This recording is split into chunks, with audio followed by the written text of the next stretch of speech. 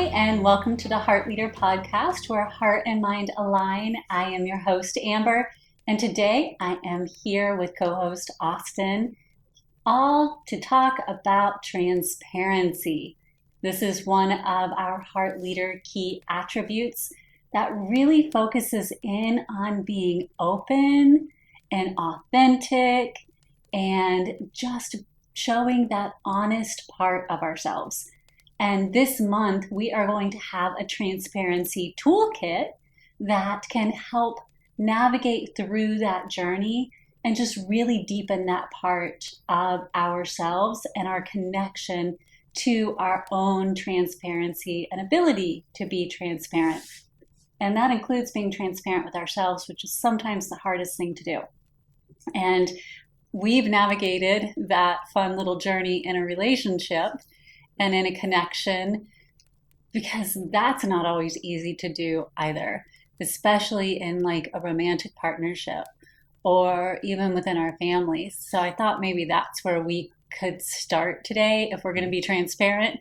Sure. Like what it means to be transparent in a relationship and give up that need to hide things or feel like you're not enough, and so you have to build up something in order to appear to be something that we're not, especially since last month was all about ego, right? Ego creates that need to not be transparent sometimes.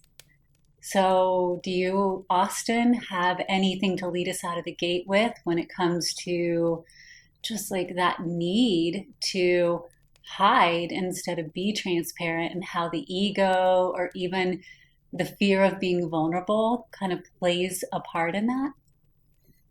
Absolutely. I mean, this is such a perfect segue from vulnerability to ego alignment into transparency, because you're spot on. I mean, with ego, there is a desire, naturally. I know I struggled with this myself, when wanting to project being something else and therefore not being transparent because I didn't want to open the door to the realization, not only to those around you, but actually to even myself, that I was not that which I presented myself as. And so, yeah, I mean, it was never, and I feel like many people will relate to this. It's not nefarious. It's not like, oh, I'm attempting to con these people or anything from that standpoint. But when we have such a disconnect from who we are, and we're taught that everything around us should determine who we are, it's no wonder we fall in that trap. Yeah. Right? Yeah. And we hear fake it till you make it all the time. And there is some level of truth to that. Yeah. You see what you desire to be. And so you emulate those behaviors, but that doesn't mean that you're there already.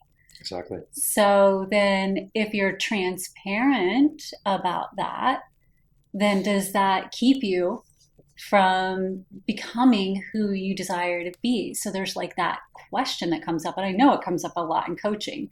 It's like, okay, but if I'm not there yet and I pretend to be there, am I being inauthentic? And so what is that line between that fake it till you make it kind of thing that we do versus being honest and transparent about, okay, but I'm not there yet?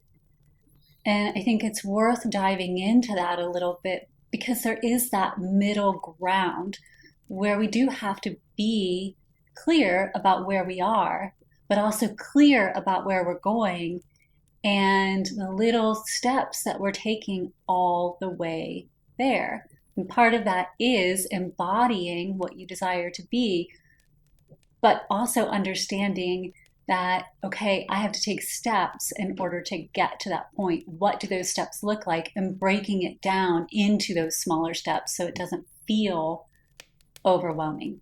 Right. Right. It makes a lot of sense. And I feel like what also feels overwhelming by it is because transparency in conversation or in context tends to be something where it's almost a way to get out of something negative, or it may highlight something negative. And those are, those kind of thoughts, whether it's guilt or shame or fear, those are lower vibrational frequencies, which make us feel heavy. But the goal of transparency is to be light. I mean, literally transparent. You see through, right? Yeah. So it's meant to be light. And so I feel like one of the ways that we could reframe the whole understanding of transparency is not to unveil something that is wrong with someone, or something that is a negative, or something that someone should be guilty or shameful about, but transform it into a catalyst for self-love. Yeah. That really should be the focus. Okay, well, I'm choosing to be transparent because I love myself. And the more that I dive into this, as you're saying, each little step at a time, I'm choosing to love who I am at a deeper and deeper level. Yes. And in many ways, shifting the perception of right and wrong. Right? That for me was a huge part of this, and being willing to be transparent.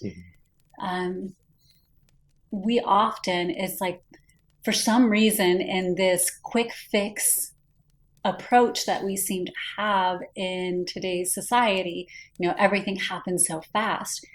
And so when things don't happen fast for us, we somehow feel like, oh, but it should be happening so much faster.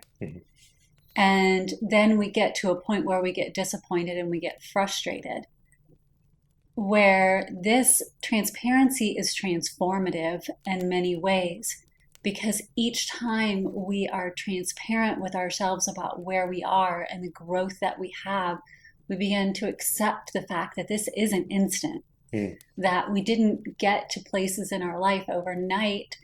It was kind of a journey for us to get there, and we're not going to shift overnight. It's going to take us a little while to get there. And so by being transparent with ourselves, then we start to break these habits that have been formed from the outside too. And that was very helpful for me, because I had learned for a long time that I needed to do certain things or be a certain way, but they never felt right for me. But they felt like necessary items or steps to fit in around me. And so I had to start asking myself, when we go back to that authenticity, what is authentic for me? What feels in alignment for me? And am I doing this, being transparent with myself, because it boosts my ego, even though it isn't aligned for me? And it's not my authentic self, but man, people seem to really respond to this. They really like me when I do these things. So man, that feeds my ego a whole lot. And I love that praise, but it really doesn't feel good, like to my authentic self. And so the more I was open and honest with myself, the more I understood I need to take steps to shift that part of myself. And the number one thing I needed to do was stop lying to myself. Being dishonest with myself then led to being dishonest in some ways with the people around me. Not, again, as you said, out of a place of malice or desire to manipulate or hurt. It's just I wasn't being true to myself. So how could I in any way show you the true me if I wasn't even being true to myself? And so that transparency led to tons of transformation. And that's the goal. Like, as a heart leader, we are stepping out into our families, or just in our own lives, but into our families, into our communities, and showing how these attributes can be transformational, but it has to start with us. And that's where I think transparency is very helpful. This episode of the Heart Leader Podcast was brought to you by Stephen Douglas. Stephen Douglas is one of the nation's leading boutique search and interim resources firms, and has been recognized as a leader in identifying and providing access to top talent for clients since 1984. Whether it's a company preparing to go to the next level, or a candidate looking for better opportunities, Stephen Douglas keeps the focus on the needs of the people they serve. They specialize in connecting the right talent to a company's needs, while also understanding what the market demands. To learn more about this amazing organization, visit them at stephendouglas.com. Agreed. It's very well said. I think you highlighted some areas where people could really relate, and some potential traps that we get stuck into related to ego. And I feel like I'm glad we're kind of highlighting those areas so that it can be kind of clear and concise on what it means when we do actually talk about transparency, and how we approach that, coming from that, as we were just saying, that higher vibrational self-love approach. When we do that, when we change the habits, because it already takes enough effort to make an adjustment in your habits and in your life. So if we're going to do that, let's do it from a place that's actually going to be beneficial and loving and caring, of the highest vibrational love that we can have, to actually instill something that can last us for a lifetime. Because we're not going to go through half our life and then just say, yeah, I already know myself. Yeah, that's good. No. I'm done. Yeah, I mean, that just doesn't, we can pretend, but then we're, again, not being transparent and not being real, not being authentic, and not being vulnerable. And then that's just ego, right? Yeah. Which is why we intertwine this all together. So, it takes a lifetime to understand who we are, because we are constantly exploring ourselves in who we are in every now moment. Yeah. And transparency is an incredible tool to help us understand that and be present and experience who we are at every level of self. Yeah. And this need to make everyone happy, right? That will cut you off the knees with transparency in a heartbeat. Mm-hmm. Because if I'm being truly transparent and speaking my authentic voice and being open and honest, not only with myself, but the people around me, there are going to be some people who do not like what I have to say. Mm-hmm. And that's okay. I'm not asking everyone to agree with me. I'm not asking everyone to like me. And I'm definitely not asking everyone to believe me, because we're all coming at this life from very different places. Mm-hmm. All I'm doing is being transparent, and this is who I am. And what you will hear from me is consistent. What you will see from me is consistent. I will show up in this fashion repeatedly. So not only am I showing you my authentic self, but I am being transparent in the way that I share that with you. And so when we do go back to that ego and that desire to be liked and loved by everyone, one thing I would say is we have to remember not everyone loves themselves, which makes it really challenging for them to love others. And so if we're seeking from the outside for everyone to love us, it will immediately shut down our ability to be transparent. That's a great point. That's a very great point. I mean, what's the saying? Hurt people hurt people. Yeah. And so on that side, that's important. But it's also transparency, also to kind of continue on that flow, is not open the door to berate others or just be like, oh, in the spirit of transparency, and then just kind of unload. Here's on what someone. I think all about you and what is wrong with you. Exactly. Yeah. And so I think we need to be aware of both sides, just like we did with the ego, right? Ego was about alignment. It was about balance. It was understanding under ego and over ego. I feel like transparency has some of the similar properties, where we can understand, from your point, well, there's that lack of self-love, but then there's this other side where, okay, it doesn't give us the opportunity to then kind of pile up on someone else, which is in return not transparent. That's actually just being unloving. That's being unkind. That is raising one's ego and lowering someone else's at the expense of that person or people. So that's not transparency. That's unloving in the guise of transparency. Yeah. And so I think it's important to kind of reference all of these aspects, so as people navigate what transparency means to them, they can really have that understanding and creating an effective balance for themselves. Such a great point because, again, anything can be used as a tool or a weapon. Right. And so when you wield it, like, I'm just going to be transparent with you, I have to be truthful. This is everything I notice. There's always a way, and in transparency, effective communication is key, right? How are you delivering the voice that you desire to speak? Mm-hmm. And if you do it in a way that it's like, I'm just going to be transparent and you berate someone, then yeah, that's using it as a weapon. But you can say how you feel and have it be loving and uplifting and still provide the feedback. Right. And I think in our relationship, that's circling back to that, that's where we actually hit our stride. Mm-hmm. Like, it's not that we are always unicorns, puppies, and rainbows, or bulldogs in our case. We have moments. I think we have a very strong and connected relationship. Absolutely. But we hit moments, and it comes down to being willing to be transparent, but communicate, hey, this is what I'm noticing. This is how it's affecting me.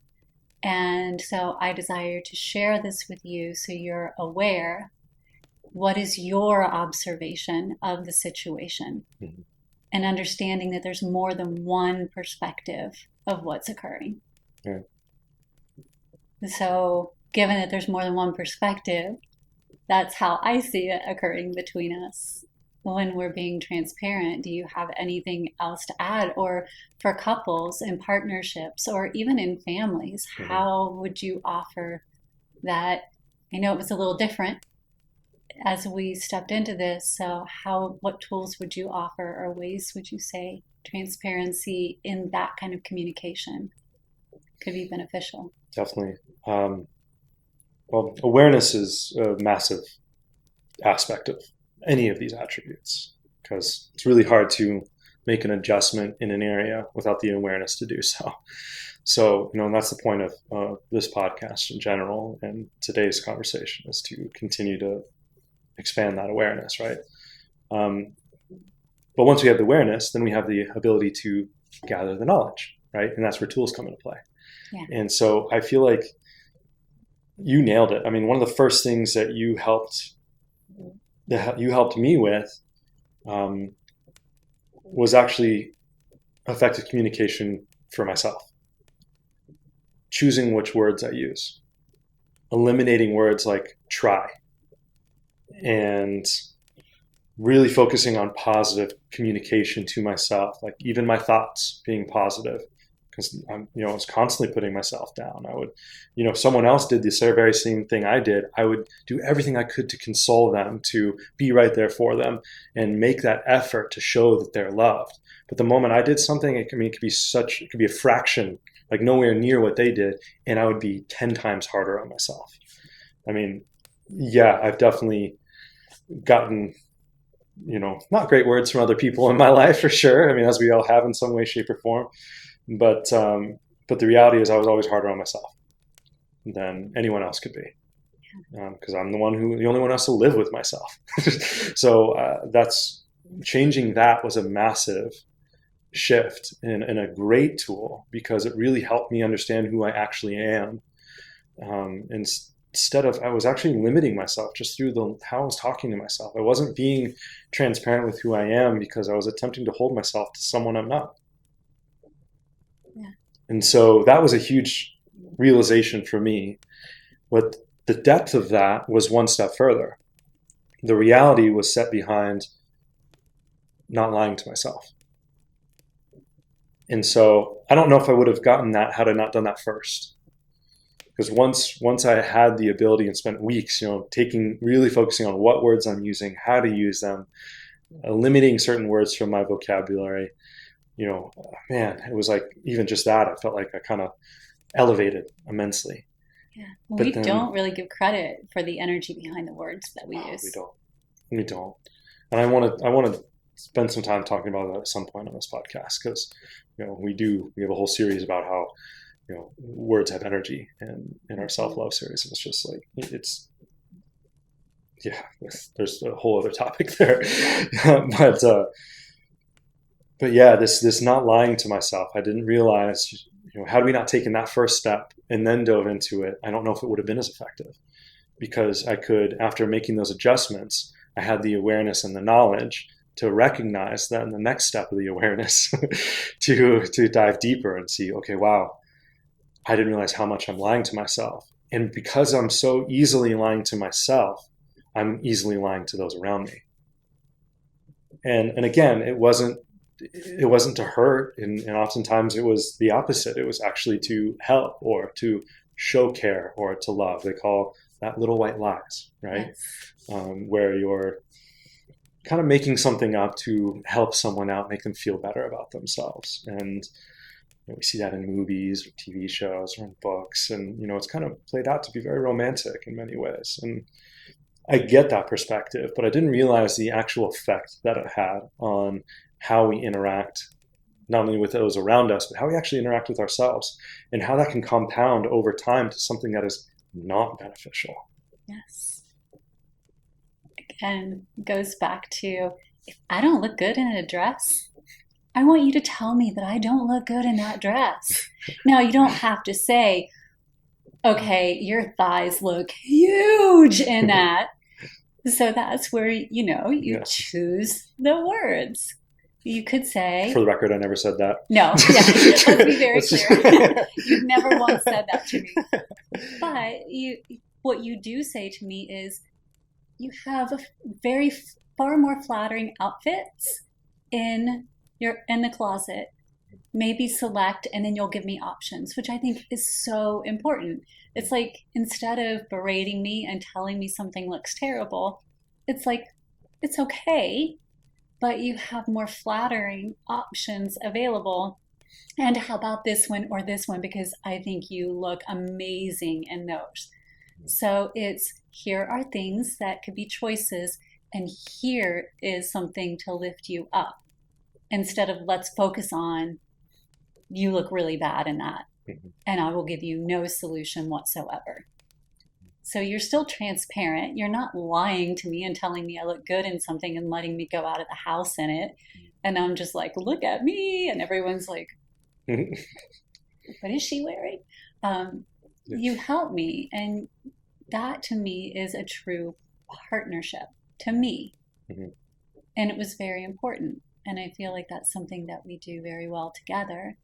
And as a family, we would have, family meetings where we practice that transparency. And to me, those are very important, because it gave us all an opportunity to share what was in our hearts and on our minds. So as someone who walked into those family meetings, I'm going to ask you again, what did that feel like, and what was your observation from someone walking into this onset of the family meeting? Mm-hmm. Yeah, that was different. I mean, that's definitely not something I'd done in that way before. The part of it where we shared, hey, what are three great things that they're doing well this week, or something like that. And I love giving compliments. I mean, I love to see people succeed and reach their goals. I mean, that's, when it comes to us especially, I know we're each other's greatest cheerleaders. We're right there for each other, wanting us to grow and rise together. So that's easy. The hard part for me was saying where I felt that there was room for improvement. And that's what we called it. We didn't say it was wrong, or we didn't say mistakes. We said room for improvement, which we all have. I mean, the reality is I was the first one to say, I know I have room for improvement. But when it came to providing that for others, it was really difficult for me. And to a degree, it still remains as such. I mean, there are times where, even if I am attempting to be nice with the clothing or something like that, where I still feel a little, a lack of confidence in clearly communicating to you, because I so badly don't want to hurt your feelings. And so, I guess it's good to be aware. I mean, if I didn't care, that's probably a bigger issue. Yeah, I would agree. But so yeah, I mean, even after years of practice, I mean, it's as you were saying, it's not like it just happens immediately. And so doing that every week, where we did get the chance to talk as a family and share that, I feel like it did open the door and help me realize that there are effective ways to communicate other areas of improvement. So that, the reality is, again, I desire you to be the best version of yourself. I am a champion of that. I love to see you be the greatest version of who you are. I mean, that's what a gift that is for me. Like, I feel selfish that I would get to see that, And so when saying that and coming from that point and saying it in a positive, uplifting way, like, hey, love, I see improvement in this area because I see your goal of this, and I feel like this could really help you get there. What are your thoughts on that, or what would you do to take that and run with it in your words or your thoughts? So that way, it's kind of like engaging. It's showing that there's care and love, but it's also not telling you what to do or telling you how to be or telling you who you are. It's honoring where you're at and then giving you kind of like a stepping stone. Say, okay, well, from our communication, this is where you want to be. I'm not seeing you get down that road. Here's an idea. How can you run with that and get you to where you want to be? And then how can I be of help? Yes. And when you add Joshua, who is my son, into the mix, the three of us, it would start out every time we would go around. What are three things, as you said, this week that we've noticed that you've done well in particular? We'd go around. Sometimes it'd be more than three. Sometimes, maybe there wouldn't be three because it was a short week or something happened. So it wasn't like it had to be, but three was kind of that set number. And then we would go around in three areas for improvement. And it was very open. And in a way, it was to teach Josh how to have that same transparent and open and honest communication, where although I was his mother, he knew if he saw that something wasn't going well, that he had the freedom to come and talk to me about it. That there wasn't some kind of a barrier there where I am the parent and you are the child, and don't talk to me if you think I'm doing something that's not correct.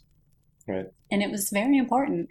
And same when you came in, like, we needed to create that open, transparent dynamic where we were all in this together. And it very much did. And so we all bonded by creating that type of an environment. And it was challenging for the two of you, I think, in the beginning, because you both respected each other in this way to share even with each other. But I do feel like it's such a great exercise, and that's why I wanted to bring it up on the podcast, to, even if it's not a family, in a friends group, just in a way to be able to, if it's not those questions, some questions that start to open up that transparent dialogue where people feel safe to share their feelings, their thoughts, their whole emotional scale, so that they're not hiding behind what I think you want me to say. Right? Absolutely. I know you, in episode 15 with you and Chelsea, I know you guys talked about that a lot relative to kind of like a family unit and, child development and all of that, and just how especially for parents, right? Parents are seen as like they should just know everything. And it's really easy as a child to want to look up to your parent, to know who knows everything. I mean, that's your parent. In your eyes, they can't do anything wrong. So I think there's some level of real vulnerability and ego balance that are really key in providing that sense of transparency to, whether it's your children, your spouse, your family members, etc., to let people know, like, hey, I don't have everything together. I am a person. I'm a human. We, as much as we attempt and strive for perfection, that the reality is that our perfection is our imperfection. It is in we talked about this. Perfection is actually in the process of learning and growing. Yeah. And so it's not in the result, it's in the learning and growing. And so being able to share that with a child or a family member, or honestly, even at work, Yeah. to be able to have this type of connection between your coworkers. I mean, what a great way to create a family culture, a relationship culture, and even a corporate culture centered around this beautiful sense of transparency, connection, understanding, and a true, authentic bond that only brings out the best of each other when that's the base. That is the foundation. And you can only rise together from that point. Well, and that's part of it too. If you feel like somebody is hiding something from you all the time, Mhm. or they're not really sharing from a authentic and honest place, Mhm. then it's hard to trust in them. Now, even if they don't give you a reason, you can almost feel when somebody isn't being transparent. And that goes back to the like words have energy. There is an energy behind not being transparent. Yeah. And there are all kinds of reasons why we may choose not to be transparent about something. And I know and I speak a lot about this as a parent, because it was such a primary role for me for a very long time, but I often felt like I needed to protect my child, right, from the things that were going on in life. I need to protect him. But in truth, I was shielding him from a learning opportunity. So I don't know that what I did was justified. If I had been instead transparent with him and talked to him about what was happening and how I could have done it better, or what I was doing and why I was choosing to do it, I would have empowered him with the information and the knowledge, should this ever happen in his own life, to make different choices or to do something differently. And he could feel that I wasn't being transparent with him, which then caused him to not know if he could trust what was happening. And so we finally got to a point where I was like, why am I doing this? My son is the being that I love more than anything. Why wouldn't I trust him and share with him and help him understand what is going on? This is his life too. And so I didn't unload, of course, all the adult details on him, but I told him enough that a child would understand. And the first thing that my son did was, Mommy, how can I help you? And I was taking that opportunity from him because all I could think about was myself and this desire to protect him. And that's how family bonds are made. We have to give these kids and our families the opportunity to support us by being transparent and vulnerable.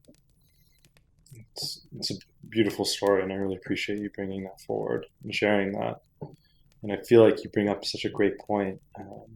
How many times in any family dynamic or business dynamic do we withhold information under that idea of wanting to protect the other? Yeah. And how much is that actually interfering versus helping? I think it's a great question, and something that all of us could, in reality, ask ourselves when these type of situations occur. Because then it's the reality, and I've done that in some way, shape, or form too. But it makes me real time question. Okay, well, when that happens, when I see, I want to protect the other person, am I really doing that for them, or am I really doing that for me? Am I doing that for my own ego so that I feel good under the guise of it being on behalf of someone else? And that's a great perspective on transparency. I feel it really helps us, again, chip away and understand who we are and find that confidence and self-love to be able to share and be transparent and in a loving way, that to open the door for something like how Josh responded. Someone else could respond in an incredible way. Why are we taking away that opportunity for them to shine through this process? Yeah, completely. Or learn. There's so much learning that happens by connecting with another. Mm-hmm. That's why we aren't all on our own little islands by ourselves, right? This world could have been structured very differently, but it wasn't. It was structured where we are communal. Mm-hmm. And so we're meant to learn from one another.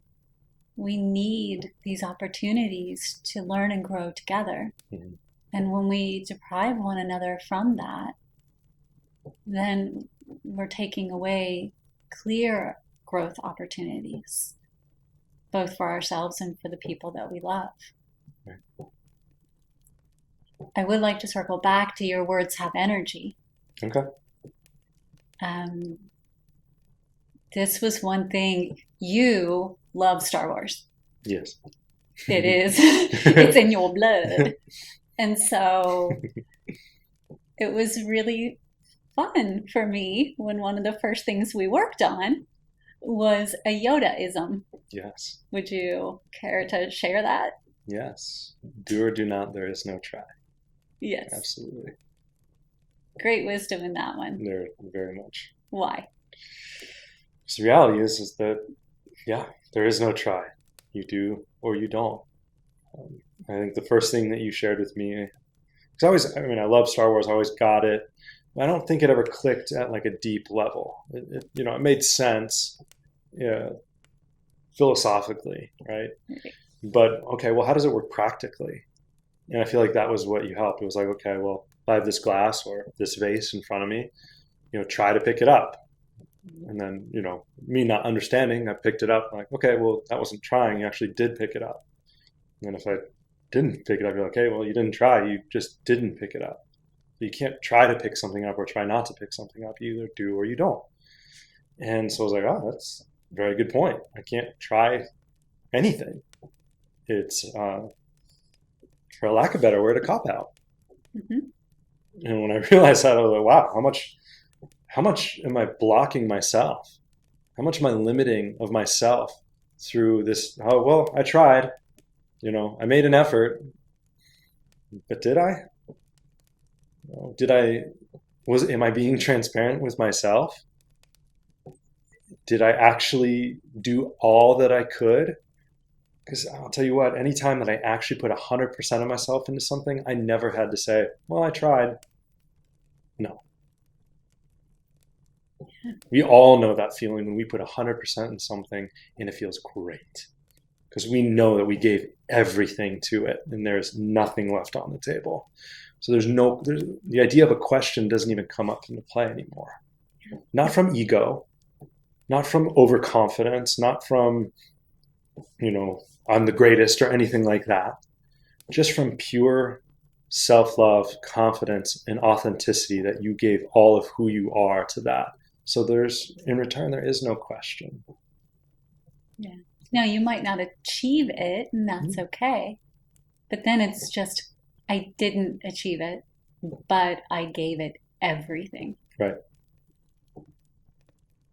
But there's no try. No try.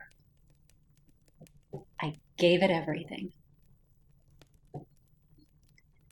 So other words that are commonly used that kind of send you into this cycle, because part of it is when we say we're trying, I'm trying, it's kind of, again, that crutch. Mm-hmm. Well, okay, you're trying, but does it mean that much to you if what you're doing is trying? And should it be something you're putting energy into then? Right? Those are the questions. If you are transparent with yourself, if it's just something that you're trying, is it something that you really desire, that you really want to go for? And if not, then maybe it's something that you are not that passionate about, and that's okay. So it helps to ask yourself those questions. Now, there are some other words that we get caught on this, like merry-go-round with, and we don't necessarily think about too much. But there's an energy that kind of gets involved with it, where it's like, oh, that feels like drudgery, versus, oh, that makes me, yes, that lights me up, or that feels much better than that other word, but it lights a fire under me instead. Were there any others like that you navigated through? Definitely. I feel like a strong one was want. So through the first couple of weeks of us kind of working together, I was amazed by how many times I caught myself saying try. Amazed. To this day, it's still like, wow. And now it's outside of purposely bringing it forward. When was the last time you heard me say try? Not even related to food. Yes. In this conversation a lot, but yeah. Yeah, outside of this example, yeah. So it's funny how that works. And then with want, it's the same thing. We get stuck because we hear these words, right? And it's the way that others are communicating. So we naturally, it's nothing's wrong with it. But in the reality of want is that it comes from a place of lack. And so if we want something, then all we're doing is putting ourselves in a forever cycle of wanting it, not actually achieving it. That was like, mind-blowing for me. So getting try, which doesn't exist, and then releasing the word of want, because the whole idea of want, need, desire, they are interconnected in some way, right? And they all stem from a greater energy of abundance. The piece that I feel like people struggle in understanding is that when you say words like want and need, you're really focused in the abundance of lack. So you could be abundantly in lack. That's like a weird concept to think about, but that's reality. Mm-hmm. So abundance is always around us, but it's okay, well, what energy are we putting into that abundance? And want and need are lack-based energies, because it keeps us in this state of always wanting or always needing, not actually achieving. But a word like desire, for example, is kind of a pull away from that. And the reason why is because it's more of and think about the way we use it, passion. Mm-hmm. Passion stems from love. Love is the strongest energy. Love can be, you can be in abundance of love.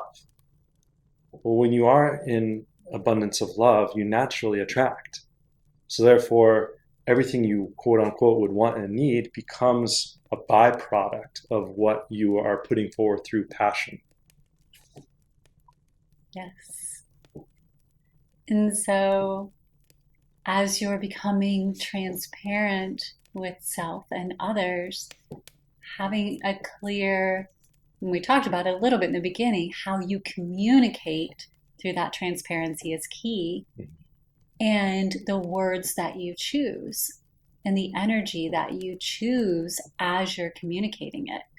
So the more you start to feel into, hey, does that word feel heavy? Work is another one for me that feels so heavy. I'm working on that. Okay, that just feels like I've schlepped something onto my back and I have to walk 50 miles. Mm-hmm. But if I say I'm navigating toward that goal, then that to me feels so much more like, okay, I have an end in sight, and all I'm doing is taking every step necessary to get to that end. Work is like a cycle that never gets finished. Man, I go into work every day. Boom, boom, boom. That's just never ending. But if I'm navigating toward my goal, I have clear set directions for where I'm headed, and I'm getting myself there. Mm-hmm. And it just feels so different. And so if I'm communicating that to you in transparency too, like, hey, I see us heading down this course in our relationship, but what we really desire is to head to this direction based on what we've agreed to. So what do you say we turn course, or we figure out, is this really where we desire to go to? That's a completely different way than saying, man, you just completely changed everything and I don't feel good about it. Why are you doing this? I don't want to be in a relationship like that. Like, it's a completely different conversation that we're having, though both are me being transparent about what's going on inside of me. That conversation, how it comes off to you, is two totally different conversations. Absolutely. I really appreciate you bringing that forward as an incredible example that I'm sure many people will relate to, and one that we've navigated, to continue to say, We have. Ourselves. And you're right. I mean, when it comes to relationships, how many times we hear people, "Oh, we're working on it." Yeah. Well, that's not a fun energy to. I mean, I can't imagine how you would feel if you heard that that's how I was sharing our relationship. "Oh, we're working on it." Well, at that point, why? What is that? There's other ways to connect in that way where, hey, maybe we are navigating through a rough patch. Okay. Yeah. That happens. We're people. We're still seeking to understand ourselves through this process, like we were saying, our entire lives. So it's only natural to have ups and downs. I mean, when we look at frequency, even high vibrational frequency still has little ups and downs like that, right? Yeah. It's just a little more aligned, but we're going to have those moments, and we should be allowed to. That's something we talk about. Well, we need to have those moments. We're allowed to. But if we're navigating, the reason why we say something like navigating or directing or focusing, flowing, these are actionable terms that create a desired result. Yeah. And so through the transparency, we're bringing intention into the words that describe our actions. Mm-hmm. So it's no wonder we achieve the goal or where we desire to be, because we're very clear and concise, we're communicating it, and we know exactly what we need to do. And we're not in a cycle of not achieving. We're creating a cycle of actually achieving. Yeah. And it's not like strapping a 50-pound weight on your partner's back either, where it is, oh, well, we're drudging through this. Mm-hmm. Well, we're not drudging through it.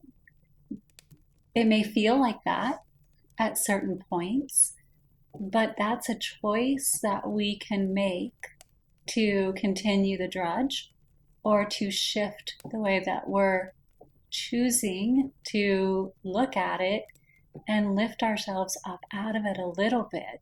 Mm-hmm. I mean, it's not going to be night and day. You're not going to flip a coin and suddenly it's a completely different flow. Mm-hmm. But there are these little tweaks that we can make in our communication, our connection, and our transparency with any connection that we have that can maybe make it feel a little less like work and a little more like a connected relationship.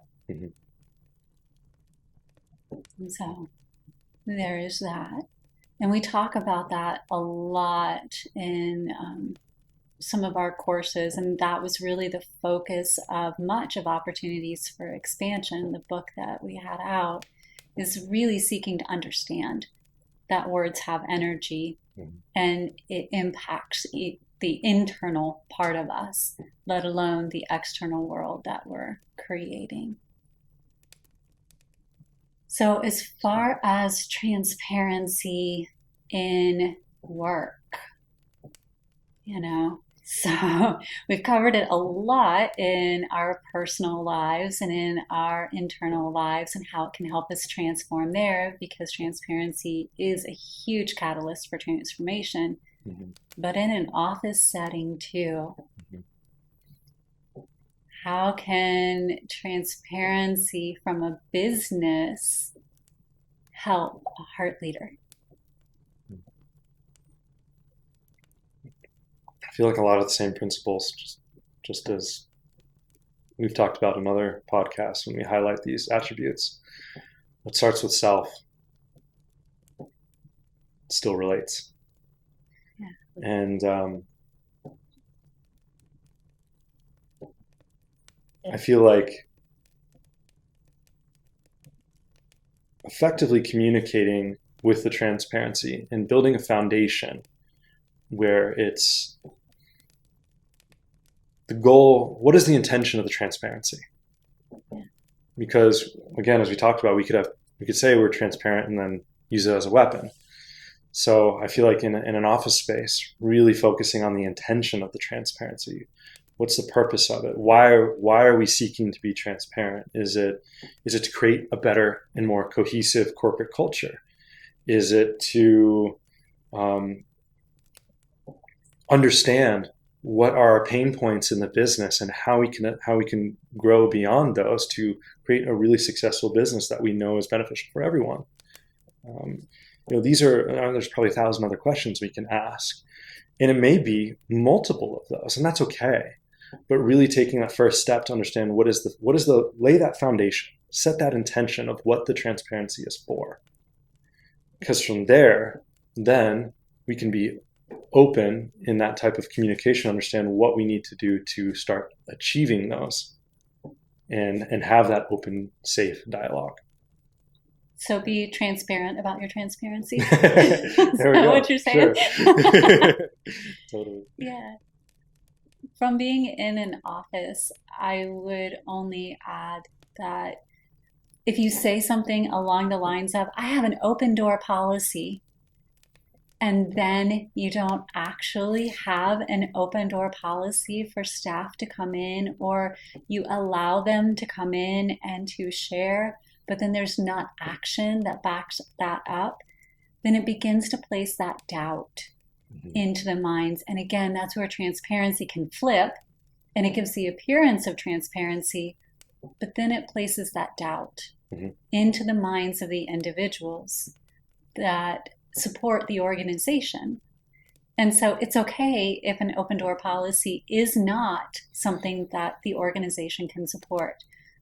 But staff need to clearly understand what is available and what isn't available, and not be given something that is only halfway one way or halfway another way.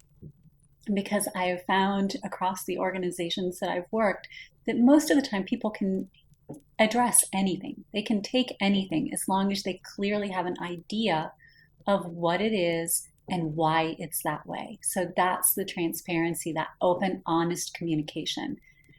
They are there because they're choosing to be there in most situations, right? There are other places that individuals could go. And so consistently supporting that choice by choosing to share with them what is and is not available, including something like an open door policy.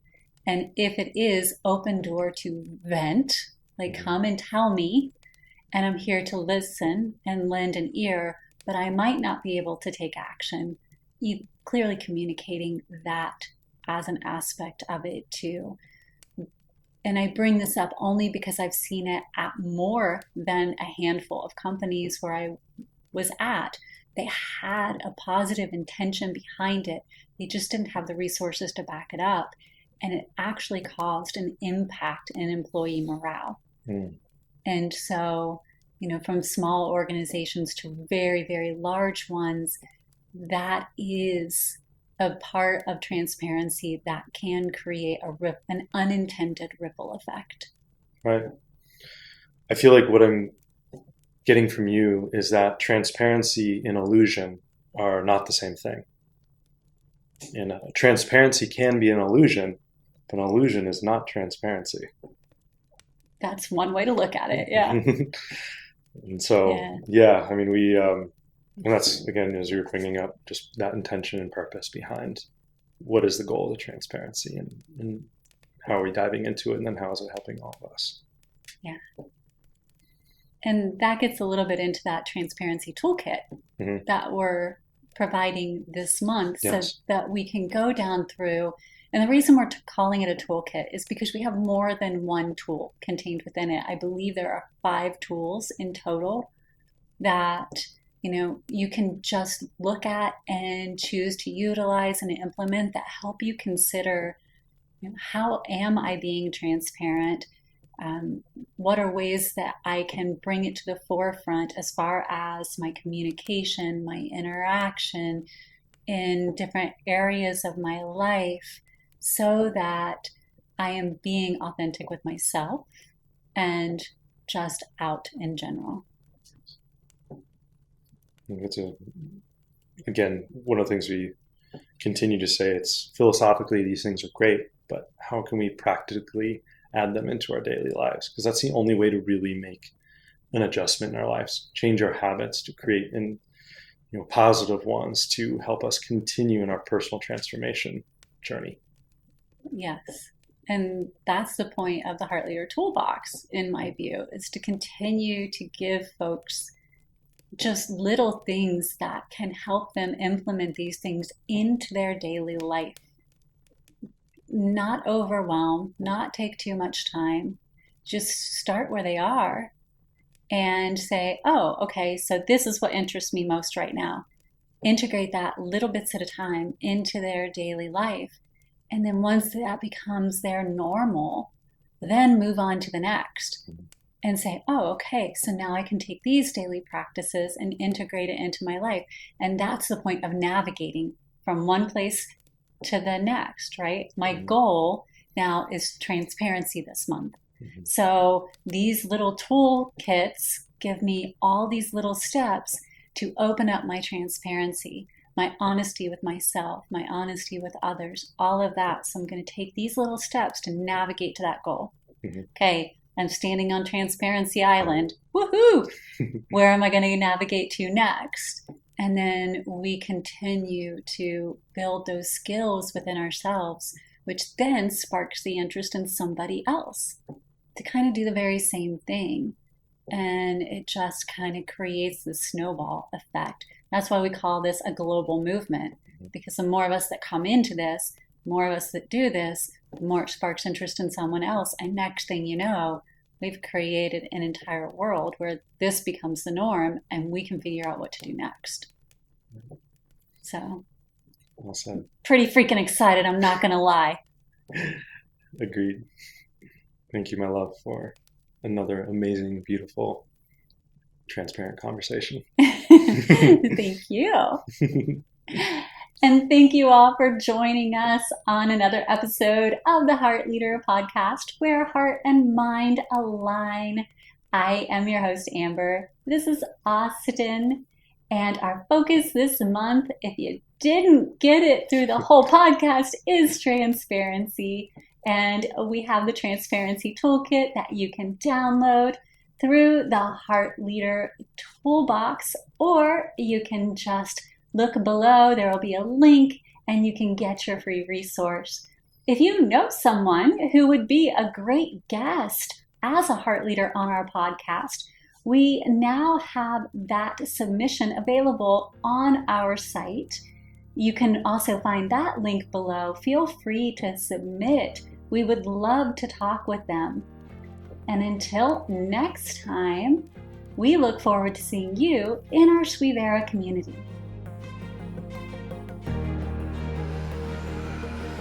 You've been listening to the Heart Leader podcast with your host, Amber, where heart and mind align. Tune in weekly as we take a deeper dive into what it means to be a heart leader. Ready to take the next step? Join us and over 1 million people worldwide who've united in creating this global movement of love. Become a heart leader for today and tomorrow. Learn more and connect with us at suivera.org.